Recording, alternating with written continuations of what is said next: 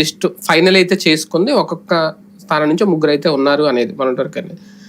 TDP Janasena లాగా రేపు బీజేపీలో కూడా అసంతృప్తులు, నిరసనలు, రోడ్డెక్కే కార్యక్రమాలు ఇటువంటి ఏమైనా చూడబోతున్నాం? పెద్దగా ఉండదు అక్కడ. బీజేపీలో మాక్సిమం పార్టీ లాయలిస్టులు ఎక్కువ ఉంటారు. ఇంకోటి ఆప్షన్ లేదు కదా, ఇప్పుడు జాతీయ స్థాయిలో ప్రభుత్వం వస్తుందని నమ్మకం ఉంది, ఏదైనా వస్తే చూసుకోవచ్చు అనేటువంటి రూట్ లో ఉంటారు. అంతేగాని ఆప్షన్ లేదు, రెండవ ఆప్షన్. అందువల్ల ఖచ్చితంగా ఉండాల్సిందే. జనసేన విషయానికి వస్తే మొత్తం ఇప్పుడు ఈ క్రెడిట్ అంతా పవన్ కళ్యాణ్ గారికి ఇవ్వాలా, లేదంటే ఇందులో పురంధేశ్వర్ గారి భాగస్వామ్యం కూడా ఏమన్నా ఉందనుకోవాలా?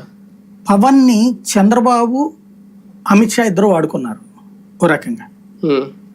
పవన్ కళ్యాణ్ ద్వారా పదే పదే చంద్రబాబుని తీసుకొద్దాం అని చెప్పించడం ద్వారా చంద్రబాబు వాడుకుంటే, ఆంధ్రాలో తెలుగుదేశాన్ని తమ దారికి తెచ్చుకునేటువంటి పని పవన్ కళ్యాణ్ ద్వారా అమిత్ షా వాడుకో. అంటే ఆయన తెలియకుండా వాళ్ళిద్దరు వాడేసుకుంటున్నారని గమనించలేదేమో. ఆయనకి తెలుసు కాబట్టి జగన్ ని దించాలంటే మనం వాడుకోబడాలి.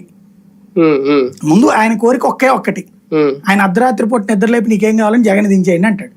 రెండో కోరిక చెప్పు అంటే జగన్ దించేయండి అంటారు. మూడో కోరిక చెప్పంటే జగన్ జైల్లో పడేయాలి చెప్తారు. కాబట్టి ఆయనకి జగన్ ని దించేయాలి, జైల్లో పెట్టేయాలి. చంద్రబాబు నాయుడు అధికారంలోకి వచ్చేసిన నష్టం లేదు, లేకపోతే తీసుకొచ్చి పురంధేశ్వరి అధికారంలోకి వచ్చినా నష్టం లేదు, తనకు అధికారం లేకపోయినా నష్టం లేదు. జగన్ అనేటువంటి వాడు తన ఎదురుగుండా కనబడకూడదు.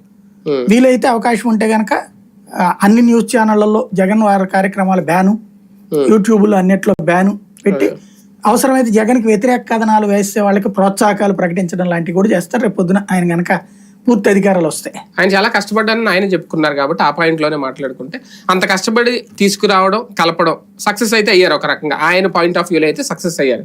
ఇది జనసేనకి, పవన్ కళ్యాణ్ గారికి